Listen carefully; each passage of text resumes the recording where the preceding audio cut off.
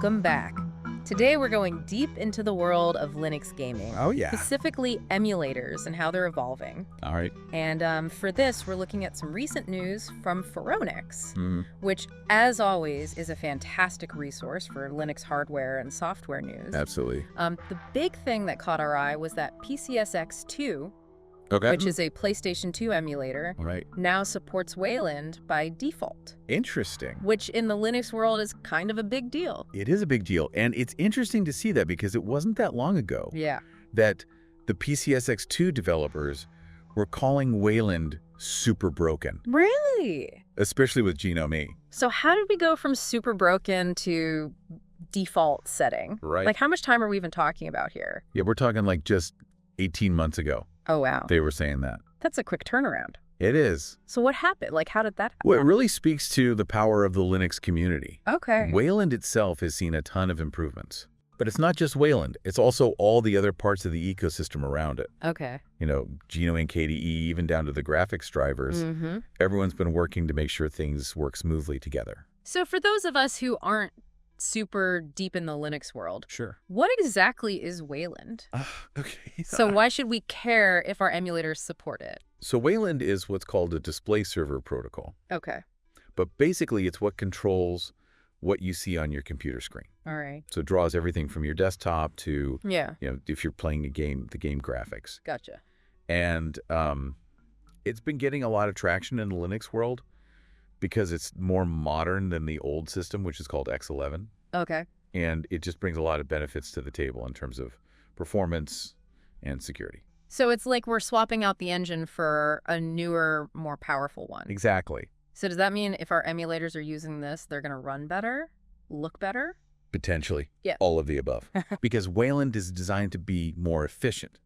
So you should theoretically get less lag. Right. It also lays the groundwork for smoother animations, Right. higher refresh rates, Oh, nice. all that good stuff that gamers love. Now, you mentioned earlier that Wayland was a mess with GNOME. Yeah. What was going wrong there? So the main issue was compatibility. Okay. GNOME, like a lot of other desktop environments, had some quirks in the way that it interacted with Wayland. Uh-huh. So you would get weird visual glitches. Mm. Applications wouldn't resize correctly. Sometimes they wouldn't even launch. Oh, wow.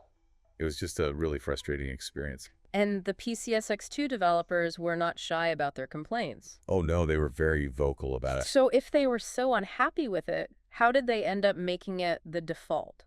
Well, it was a gradual process. Okay. The GNOME developers, along with the Wayland team and tons of other people, worked really hard to fix those bugs. Nice. And this is kind of the beauty of open source. yeah. Right? Yeah. Everyone is working together to make it better. Now, even with all this progress, Yeah. Phoronix mentioned there is a new bug that popped up. Yeah. They did mention that. It had something to do with Qt. Right. So even with all the progress, Yeah.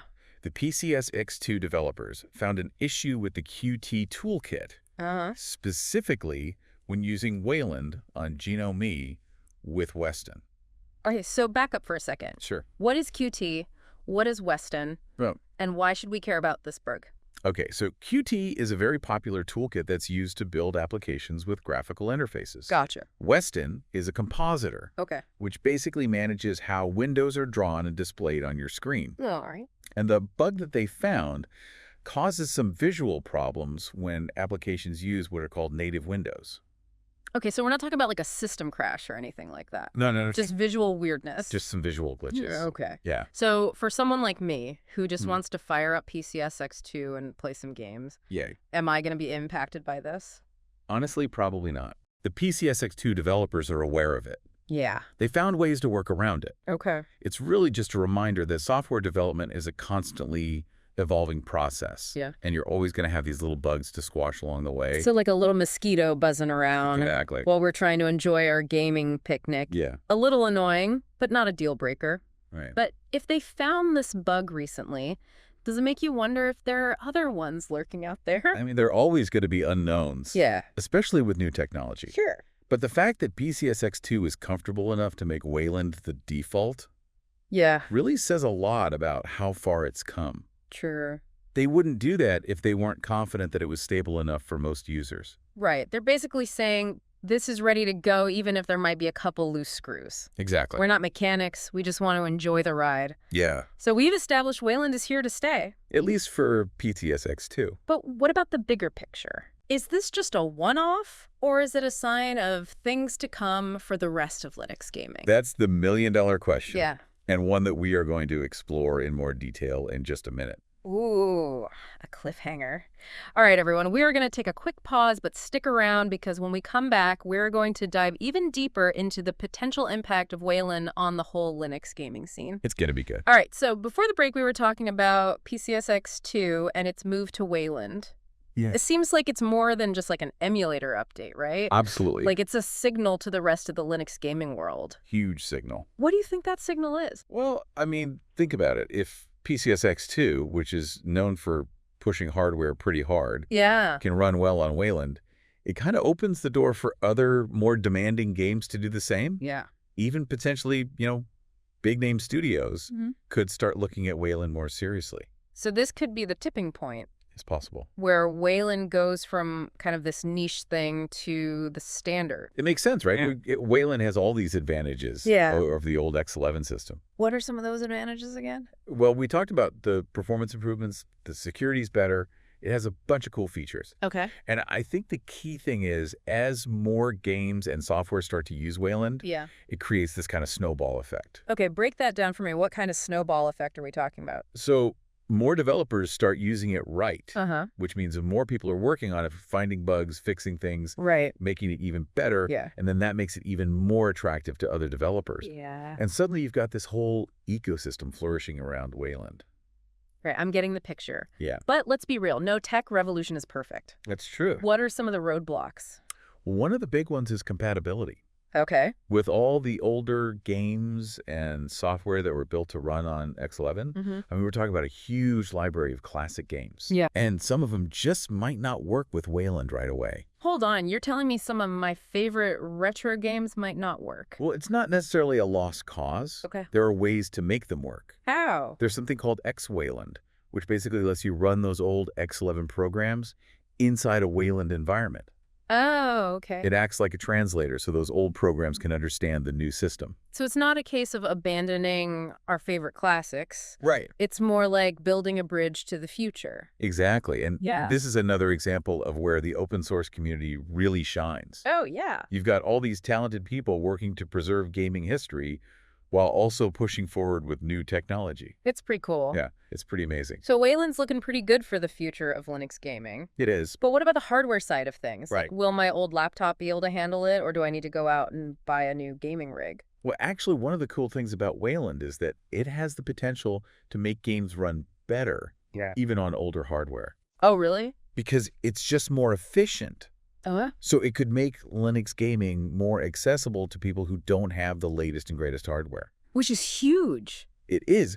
I mean, not everyone can afford to constantly upgrade their computer. Yeah, totally. So Wayland could really level the playing field. Right. Make game more inclusive. Exactly. And that's a good thing for everyone. Now, what about the people on the other end of the spectrum? Right. The people who do have those crazy, powerful gaming rigs. Yeah. Will Wayland hold them back? No, not at all. Okay, good. Wayland's built to take advantage of the newest hardware as well. Okay. So, things like variable refresh rate, displays, HDR, all that good stuff. Nice. Wayland can handle it. So it's kind of like the best of both worlds. It seems that way. Right, so we've got performance, we've got accessibility. It's looking pretty good for Wayland. It is. All this talk about emulators and classic games is making me feel all nostalgic. Yeah, me too. What are some of your must-play titles for PCSX2? Oh, man, that's a tough one. There are so many good games. I know, right? But if I had to pick a few for action-adventure fans, Shadow of the Colossus is a must. Oh, yeah.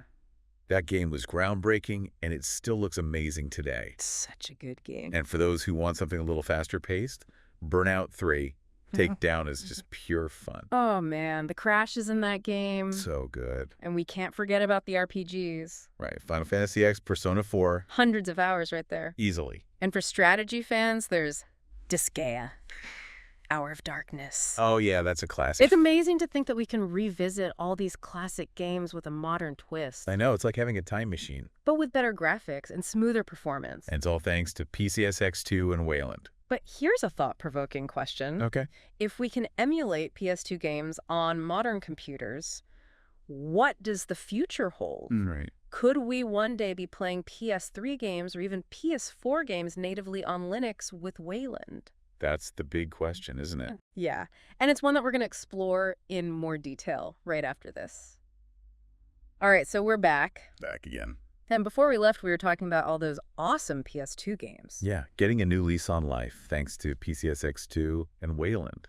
But then we started thinking, Yeah, about the future. what about those newer consoles? Right. Like, Yeah. could Wayland actually open up the door Yeah. to emulating PS3 games or even Xbox 360 games on Linux? Now that would be insane. It would be a game changer. But those consoles are so much more complex. Oh, yeah, they are. What kind of challenges would developers need to overcome? The biggest one is just the sheer complexity of the hardware. Yeah. Modern consoles, they're not like PCs. Right. We're talking about custom architectures, specialized graphics processors, Uh-huh. all sorts of proprietary technology. Yeah. It's not just about raw processing power. Okay. It's about understanding how all those different pieces work together. Right. And then translating that onto a completely different system. Exactly. It's a huge challenge. It sounds almost impossible. It's definitely not easy. Yeah. But the open source community has a pretty good track record. I mean, look at Dolphin Yeah. emulating GameCube and Wii games. Those weren't simple systems either. Not at all. And Dolphin does a fantastic job. It really does. So it shows that it's possible.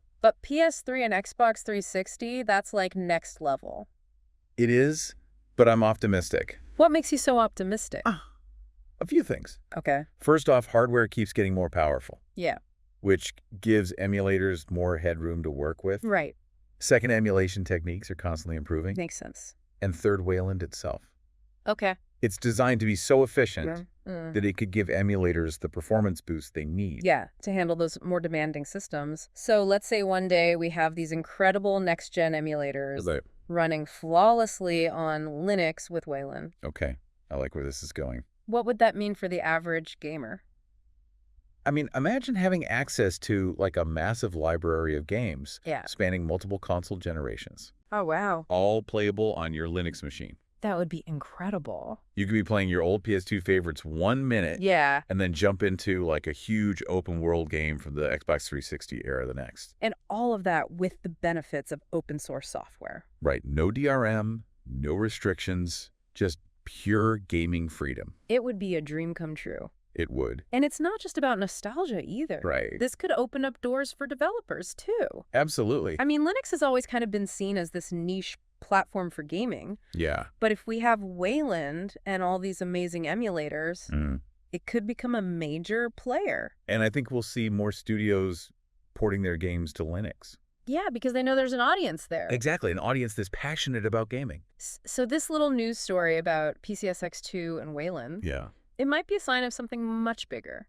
I think it is. We're talking about more performance, more games, a more vibrant Linux gaming community. It all comes back to the power of open source. Collaboration, innovation, people working together to make something awesome. I think that's a great place to wrap things up. Yeah, I agree. We've reached the end of our deep dive into Wayland and Linux gaming. It's been a fun one. I hope you've enjoyed it as much as we have. If you're interested in learning more, there are tons of resources out there. Yeah, the Linux gaming community is amazing. Absolutely. So go check it out. And who knows what other innovations are just around the corner. The future of Linux gaming is looking bright. Thanks for joining us. And until next time, happy gaming, everyone.